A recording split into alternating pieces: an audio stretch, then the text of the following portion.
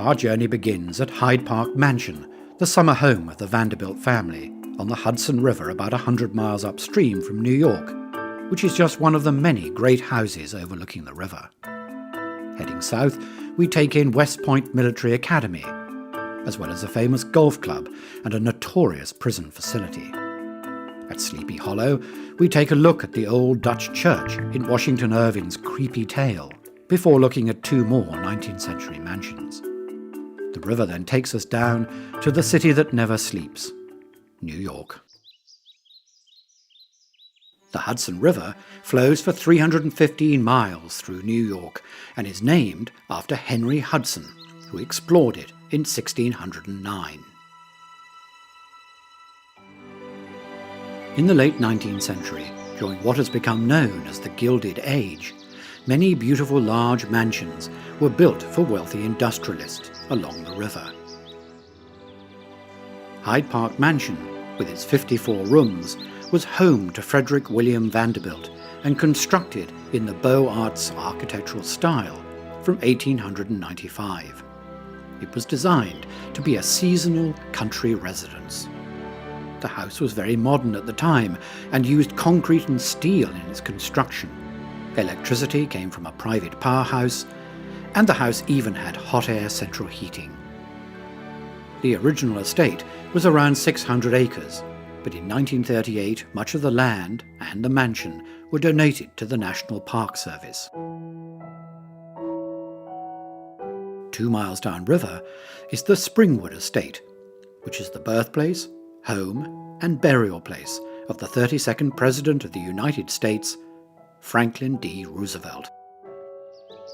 The estate was bought by the president's father in 1866, who then enlarged the house. It was further enlarged in 1915, so that the yet-to-be president could entertain his political friends. He designed the two wings himself, giving the house a colonial revival style. The Roosevelt Library, close to the house, was the first presidential library built in the United States and was designed by the president himself in 1939.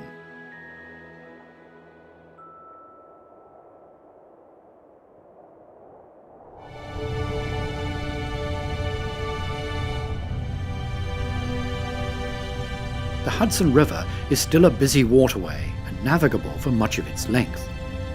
With the opening of the Erie Canal further upstream, goods could be transported between the city of Buffalo and the Great Lakes and the port of New York. The success of the waterway led to industrial growth along the river during the late 19th century. However, serious pollution problems of raw sewage and industrial waste followed, and it was only from the 1960s that anti-pollution legislation finally came into force and the clean-up effort could begin.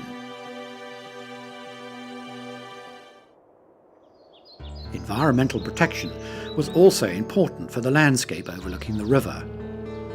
The Hudson Highlands was saved and became a state park during the mid-20th century, as previously the area had been heavily logged and mined. Today, the 6,000-acre park, with its proximity to New York City, is a popular destination for day hikes. Just downstream is the United States Military Academy at West Point, and the oldest of the 5 such academies in the United States. It was founded in 1802 with the motto, Duty, Honor, Country. On the hill above West Point is Fort Putnam, completed in 1778 to protect the Hudson during the Revolutionary War. It was later enlarged, but had gradually fallen into disuse by the mid-19th century.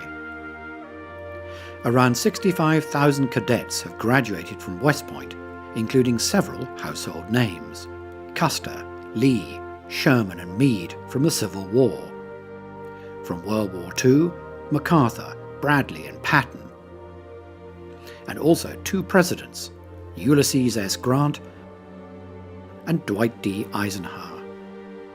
George Washington is celebrated as America's first commander-in-chief, who won independence for America before the Academy was founded. In West Point's history, there have been 74 recipients of the Medal of Honor, the highest award for bravery in the United States. On the opposite bank of the Hudson is the first railroad track to be built in the state of New York in 1831. The line was originally called the Mohawk and Hudson Railroad and was built by Frederick William Vanderbilt, whose house we saw earlier. In 1853, the line became part of the much bigger New York Central Railroad.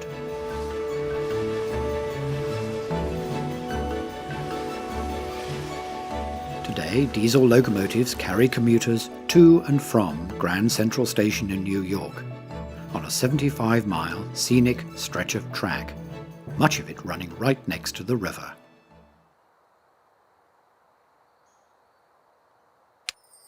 In 1996, the Hudson National Golf Club opened up on the site of an old estate downstream from West Point, and the mansion easily converted into the clubhouse.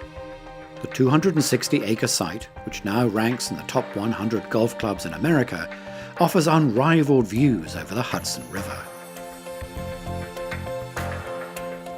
The club is unusual in that players have to walk the course and only have use of a golf cart if over 60 years of age or physically infirm.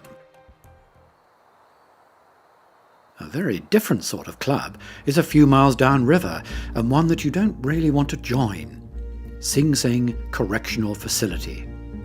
This maximum security prison came into being in 1824.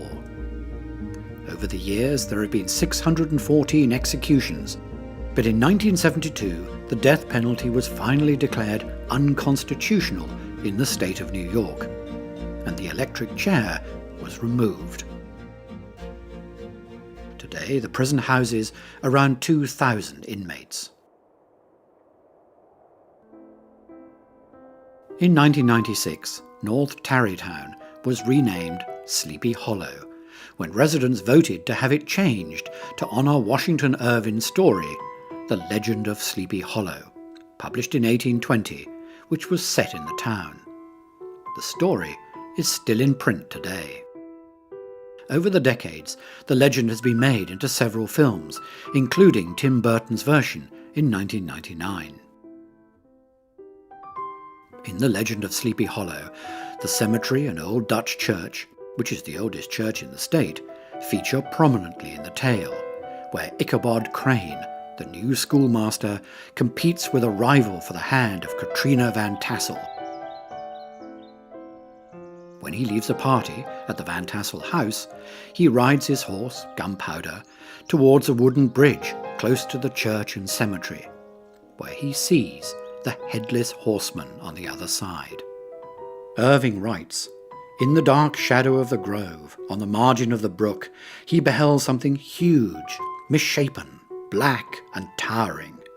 It stirred not, but seemed gathered up in the gloom, like some gigantic monster ready to spring upon the traveller." Ichabod was never seen again. But who was the horseman? An evil spirit from the past in search of his head? Or was it Ichabod's rival? The Legend of Sleepy Hollow leaves it up to the reader to decide.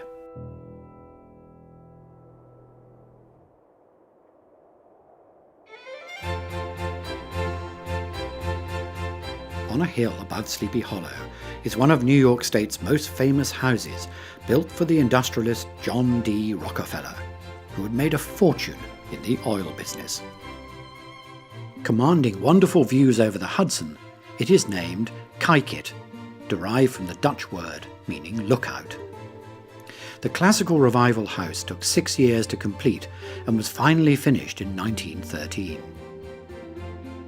It's 6 stories high, with the 2 basement floors housing all the service rooms, as well as delivery tunnels and interconnecting passageways. The garden is laid out in a series of terraces, and in the park, mature trees were transplanted at huge cost and placed into prominent positions. The house is now open to the public and a National Historic Landmark.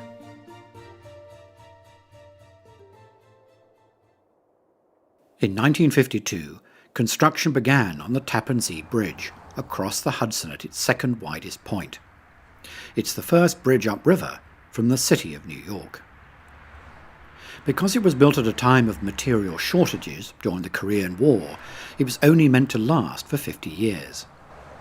But together with an increase of traffic that was never envisaged, the cantilever bridge is beginning to deteriorate, and a new bridge is planned. Half a mile from the bridge is a Gothic revival house begun in 1838 and today called Lyndhurst.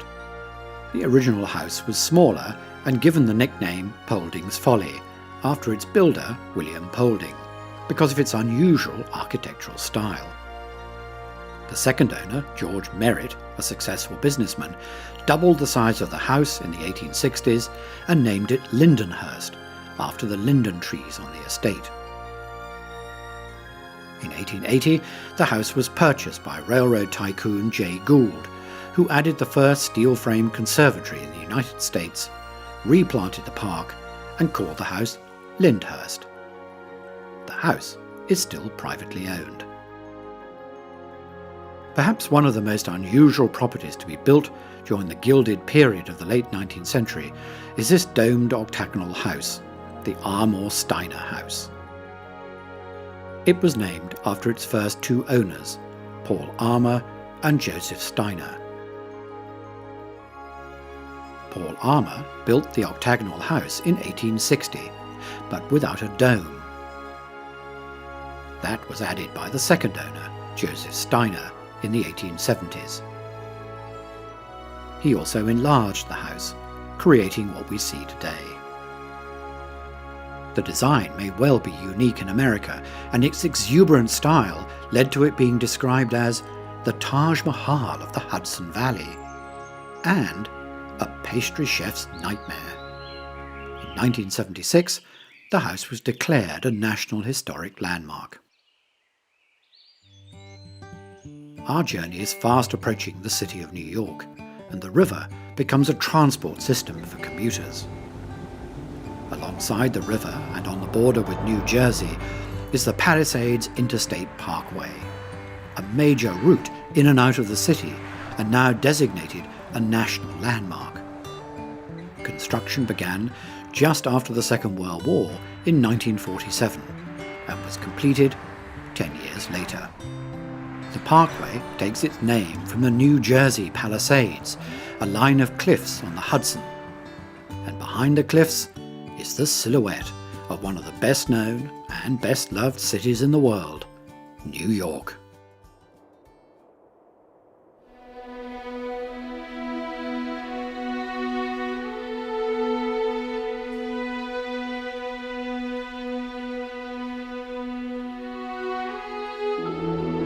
With special permission from New York's Air Traffic Control Center to climb to 5,000 feet, the whole of Manhattan is set out before us.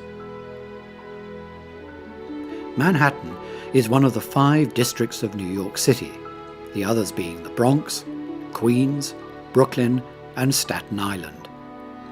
But Manhattan, the smallest of the 5, is the most densely populated and the heart of the city. It's a major commercial, financial, and cultural center of the United States and the world. This awe-inspiring site, with its myriad of high-rise buildings, looks simply spectacular from the air.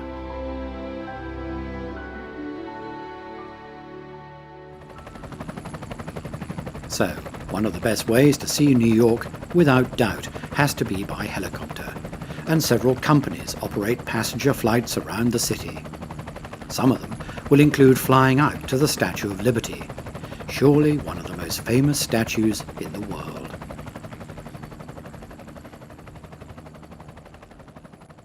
The gilded flame held aloft by the Statue of Liberty has been a symbol of freedom to millions of people around the world for over 120 years. The statue was to be a gift to the people of America from the people of France in 1876 in recognition of the friendship forged during the American Revolution, and also to celebrate the centennial of the Declaration of Independence. It was agreed that the base would be funded and built by America and placed on what is now Liberty Island. Following years of hard fundraising in both the US and France, the statue eventually arrived in New York in 1885. The 350 individual pieces were packed in 214 crates and took 4 months to assemble on the new pedestal. On October the 28th, 1886, the dedication ceremony took place in front of thousands of spectators. And in 1984, the Statue of Liberty was declared a World Heritage Site by the United Nations. Close by is Ellis Island, the gateway for millions of immigrants arriving in the New World, and where roughly half the population of America can probably trace their families back to. The centre operated between 1892 and 1954, and the small island was gradually enlarged through landfill until 9/10 of it was artificial. It is now a much-visited museum. Tourist boats crisscross the harbour along with various ferries, including the distinctive orange Staten Island ferries, which pass Governor's Island. The name goes back to a time of British rule when the island was the exclusive preserve of New York royal governors.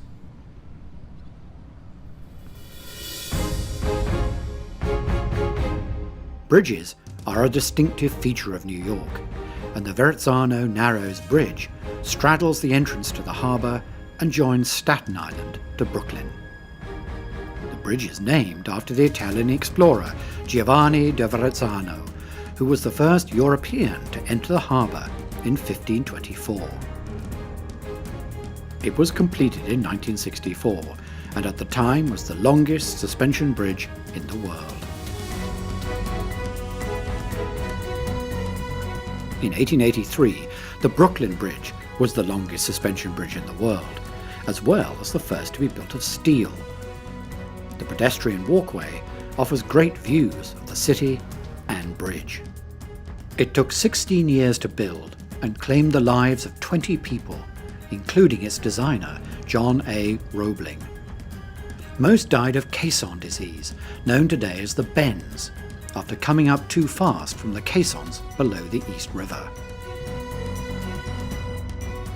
The George Washington Bridge is the first to cross the Hudson and connects Washington Heights to Fort Lee in New Jersey. The double-decker bridge was completed in 1931 and has 14 lanes for traffic. By the year 2007, the bridge was carrying well over 100 million vehicles a year.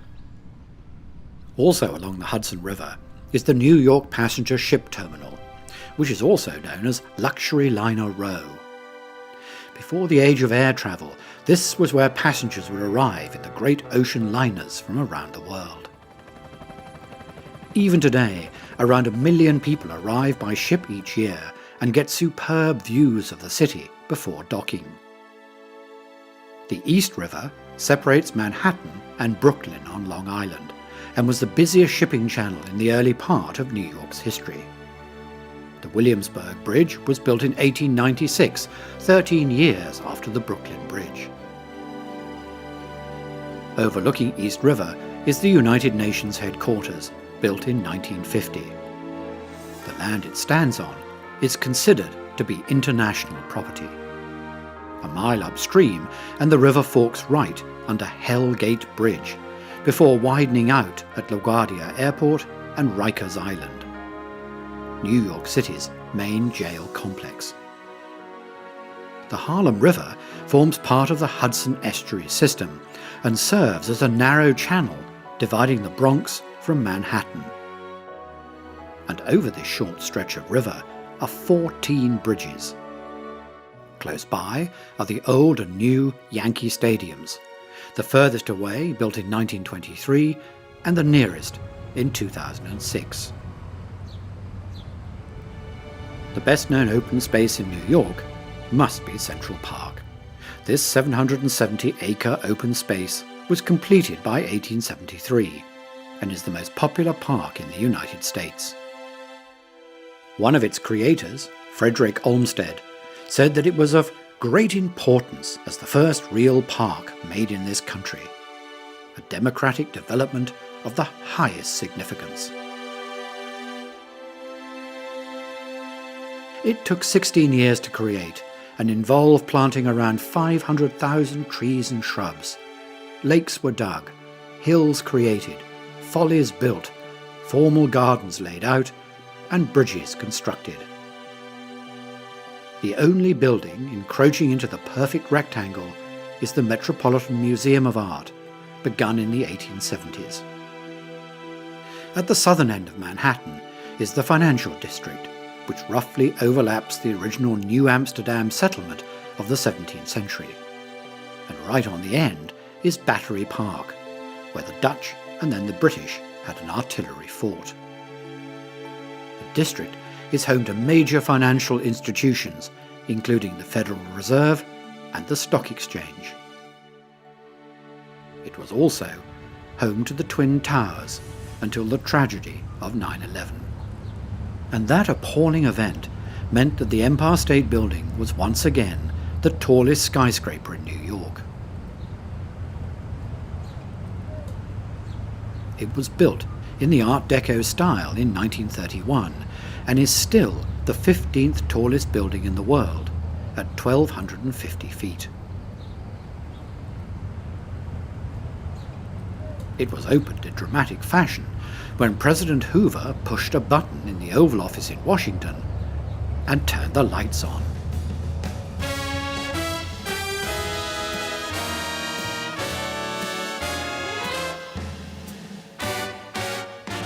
New York comes alive at night, and nowhere is it more brightly lit than around Times Square.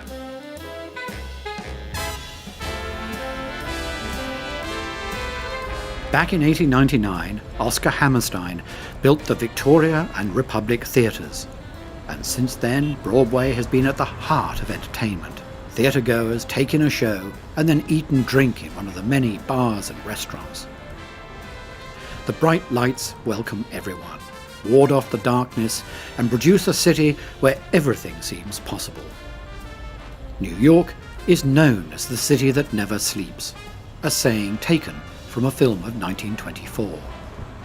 Even the traffic contributes to the lighting effect along the streets, like long, multicoloured, glowing ribbons.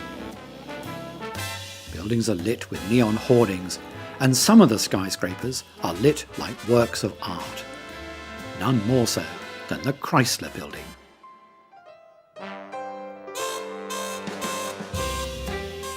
For many people, this is the greatest Art Deco building in the city, and was completed in 1930. At night, the distinctive V-shaped lights, which were fitted when the skyscraper was being built, have become an iconic sight. The floodlighting was added later.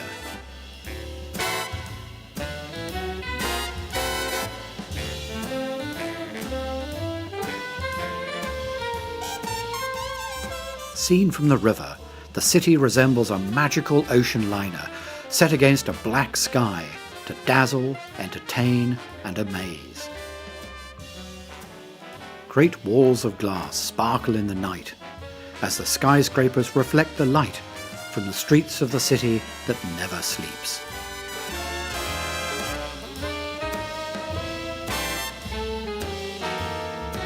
And out in the harbour, the Statue of Liberty watches over the city, her light shining out for the freedom she represents. A perfect place to end this journey.